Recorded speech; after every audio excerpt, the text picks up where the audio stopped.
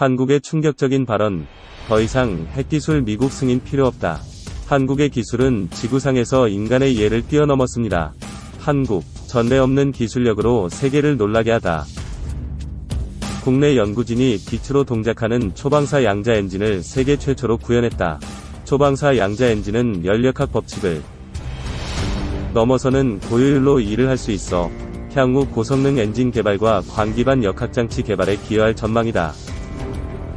안경원 서울대 물리천문학부 교수 연구팀의 이 연구 성과는 21일 현지 시간 학술지 네이처 포토닉스에 게재됐다. 초방사란 양자역학적으로 질서정연하게 구성 행동하는 원자들이 집단적으로 빛을 강하게 방출하는 현상이다. 이렇게 강하게 방출된 빛의 압력으로 양자 영역에서 작동하는 엔진이 초방사 양자 엔진이다. 초방사 현상 등을 이용한 여러 형태의 양자 엔진이 이론적으로 제시됐으나 실험적으로 구현된 것은 이번이 처음이다. 양자 엔진이 동작하려면 순간적으로 초방사 현상을 켜고 끌 수 있어야 하는데 지금까지는 그러한 제어가 불가능했다. 연구팀은 두 개의 거울로 구성된 공진기 안에서 다수의 원자들을 초방사를 일으킬 수 있는 양자 중첩 상태로 만들고 그들의 양자 위상을 직접 제어하면 초방사 현상을 빠르게 켜고 끌 수 있다는 점에 착안했다. 우선 양자 중첩 상태의 원자를 준비하기 위해 체스판 모양의 나노 구멍 격자를 사용했다. 격자를 통과한 바리움 원자들의 수직 방향으로 상태 제어용 레이저를 쪼여 구멍을 통과하는 원자와 공진기 간 상대적 위상이 모두 같아지는 양자결맞음을 구현했다. 이렇게 해서 원자들을 초방사 상태로 준비하고 레이저와 공진기에 상대적 주파수를 조절해 원자들이 빛을 강하게 방출하는 현상을 빠르게 켜거나 끄는 데 성공했다. 이때 거울은 빛의 압력을 받아 일을 하는 엔진의 피스톤 역할을 한다. 초방사가 일어날 때 공진기가 팽창하고 초방사가 일어나지 않을 때 공진기가 수축하도록 해 광합의 차에 의해 엔진이 외부로 일을 할 수 있게 했다. 엔진은 일반 연력학적 엔진이 일을 할 수 없는 상황에서도 원자가 방출한 빛의 압력에 의한 가열과 팽창, 냉각, 수축 등에 따라 잘 동작했다. 엔진 출력은 원자 수의 제곱에 비례했다. 팽창 과정에서 엔진의 온도는 150,000도까지 올라갔고 엔진 효율은 98%에 달했다. 기존 연구에선 엔진 온도가 최고 10,000도, 엔진 효율이 48% 수준이었다. 안경원 교수는 이번 연구는 빛으로 동작하는 초방사 양자 엔진을 실험적으로 구현한 첫 사례라며 원자들의 양자 중첩 상태를 정밀하게 조절해 초방사 현상을 제어하는 기술 개발을 통해 원자물리 및 양자정보 처리 등의 분야에 기여했을 뿐 아니라 엔진 효율을 획기적으로 높일 수 있는 길을 제시했다. 라고 밝혔다. 이번 연구는 과학기술정보통신부 개인기초연구사업, 중경연구 등의 지원으로 수행됐다. 2. 데스크 칼럼, 양자기술, 퀀텀 점프를 준비하라. 국내 독자 기술로 개발한 누리호의 발사 성공으로 한국은 무게원티 넘는 의성을 발사할 수 있는 세계 7번째 국가가 됐다. 발사체 기술은 로켓에 탄두를 탑재해 다른 국가 영토에 떨어뜨리면 그대로 대륙간 탄도미사일이 된다는 특성 때문에 기술 교류가 극도로 폐쇄적이다. 나로호 발사 과정에서 협력국인 러시아로부터 핵심 기술을 거의 전수하지 못한 것도 이 때문이다. 몇 년 전 만났던 한국항공우주연구원 항우연 관계자는 로켓의 심장에 해당하는 엔진의 경우 정보가 너무 부족해 구글링으로 찾은 외국 로켓 사진을 토대로 수없이 역설계를 반복했다. 며 초기에는 출력을 통제하지 못해 엔진이 녹아내리는 사고도 여러 번 발생했다고 했다. 지난 2010년 3월부터 시작해 총 예산 1조 9,572억 원이 투입된 초대형 프로젝트가 성공할 수 있었던 배경은 항우연 연구진 250명과 300여 개 기업 500여 명 엔지니어의 경험과 역량 덕분이다. 발사체 기술 못지않게 국가 간 기술 이전이 엄격히 금지된 분야가 있다. 바로 양자 기술이다. 양자는 물리학에서 더는 쪼갤 수 없는 물질의 최소 단위를 뜻한다. 디지털 정보 단위인 비트가 0 또는 1의 값을 가지는 데 비해 양자 정보 단위인 큐비트는 0과 1 상태가 동시에 존재하는 중첩과 큐비트가 서로 연동되는 얽힘의 속성을 가진다.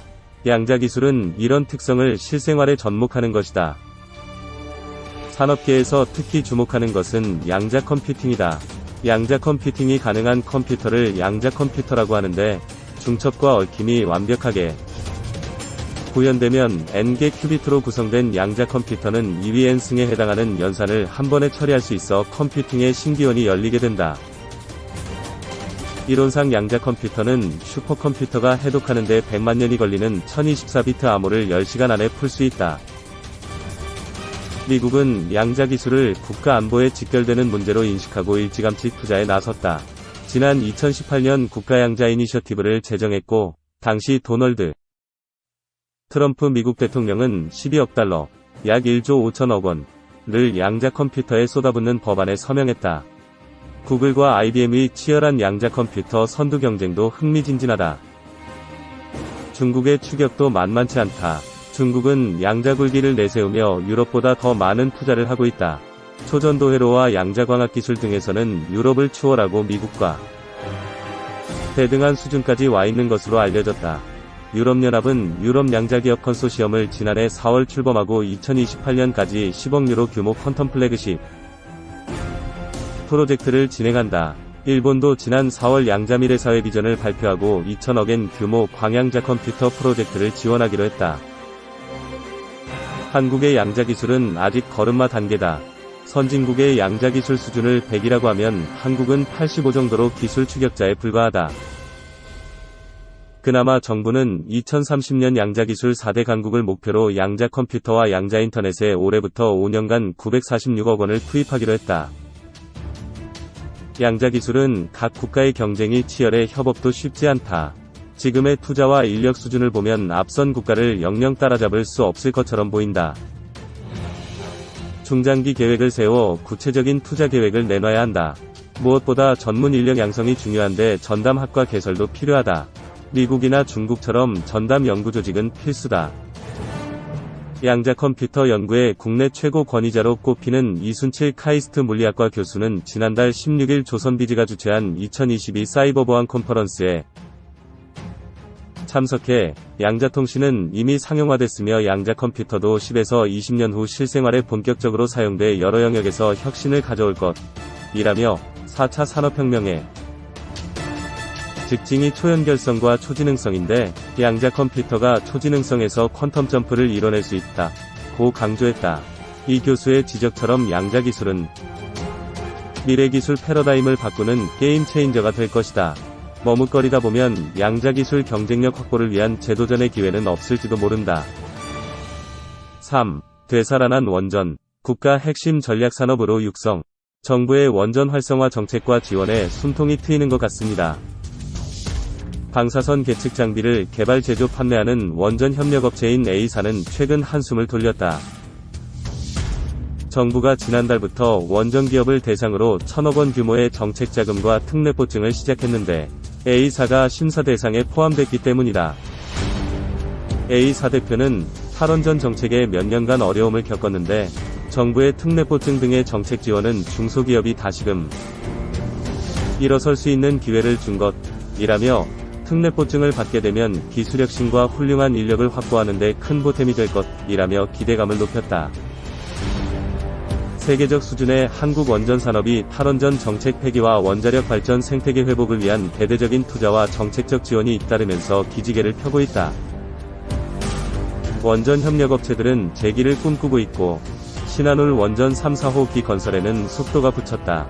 특히 신규 원전 건설을 추진 중인 세계 각국의 러브콜은 한국으로 향하고 있다. 이는 새 정부 출범 100일 만에 이뤄진 변화이자 성과다. 윤석열 대통령은 지난 17일 취임 100일 기자회견 모두 발언에서 기술개발 투자를 확대해 원전 산업을 국가의 핵심 전략 산업으로 키워갈 것이라며 우리 원전과 기업의 해외 진출과 세일즈를 위해 발로 직접 뛰겠다고 강조했다. 정부는 국정과제에서부터 탈원전 정책 폐기 등을 명시하고 에너지 안보와 탄소 중립 수단으로 원전을 적극 활용한다고 밝혀왔다. 지난 100일 동안 정부는 원전 산업 간담회 등을 수시로 개최하고 이를 통해 각종 지원 대책과 지원 방안을 발표해왔다. 원전 최강국 도약을 목표로 올해 1306억 원 규모의 원전 산업의 긴급 일감을 발주했고, 기술 경쟁력을 높이기 위해 6700억 원 규모의 연구개발에도 착수했다. 또 지난달부터는 원전 기업을 대상으로 1000억 원 규모의 정책 자금과 특례 보증에도 나서는 등 원전 산업의 경쟁력 제고에 온 힘을 기울이고 있다. 신한울 3, 4호 기 건설 재개에도 속도가 붙고 있다. 지난달 환경 영향평가를 시작한 데 이어 연내 설계 분야 일감 120억 원의 조기 집행 근거도 마련됐다. 안전성 확보를 전제로 노후 원전의 계속 운전을 추진하고, 안전성 평가 보고서 제출 시기를 확대하는 등 제도 개선에도 심혈을 기울이고 있다. 원전 협력업체들은 환영하는 분위기다. 원전용 특수 크레인을 만드는 B사 전문은 신한울 3, 4호 기 환경영향평가 이전에 관련 부품 발주가 시작된 것은 우리의 가려운 부분을 정확히 긁어준 것이라며, 정부 지원이 헛되지 않도록 원전 계측 원천 기술을 다각화해 국가의 원전 산업 수출에도 기여할 수 있도록 최선을 다하겠다고 밝혔다. 정부 역시 수출을 통해 원전이 신성장 동력이 되기를 기대하는 가운데 원전 최강국으로 도약할 수 있는 긍정적인 신호들이 곳곳에서 감지되고 있다. 먼저 쿠아탱 영국 기업에너지산업전략부 장관과 밀로시 비스트르칠 체코 상원의장이 이끄는 체코 경제대표단이 이달 한국을 방문할 예정이다. 자국 정부의 원자력 발전 확대 기조에 따라 한국과 원전 협력을 논의하기 위해서다. 이들이 잇따라 한국을 찾는 것은 한국 원전이 가진 기술력을 높이 평가하고 있기 때문이다. 한국은 아랍에미리트 바라카 원전을 성공적으로 건설 운영하며 세계적인 수준의 기술력을 갖췄다는 평가를 받았고, 한국형 원전 등 독자적인 원자로 설계 기술도 갖고 있다. 이런 우수성을 앞세워 윤 대통령은 지난 5월 바이든 대통령과의 서울 한미 정상회담에서 원전 동맹을 맺고 원전 기술 이전과 원전 수출 협력에 합의했다. 6월에는 나토 정상회의에 참석해 체코와 폴란드 등의 원전 세일즈를 벌이기도 했다. 양자 회담을 개최한 체코, 폴란드, 프랑스, 네덜란드 등의 상당수 국가들은 한국과 원전 협력 의향을 밝힌 것으로 전해졌다. 정부의 강력한 원전 정상화 의지에 따라 10대 그룹도 차세대 원전인 소형 모듈 원전 개발에 뛰어들고 있다. 한국전력 경제경영연구소에 따르면 해외의 원전 1기를 수주하면 50억 달러, 약 5조 3천억 원의 수입을 올릴 수 있다. 이는 중형자 25만 대 또는 스마트폰 500만 개를 수출하는 수준이다.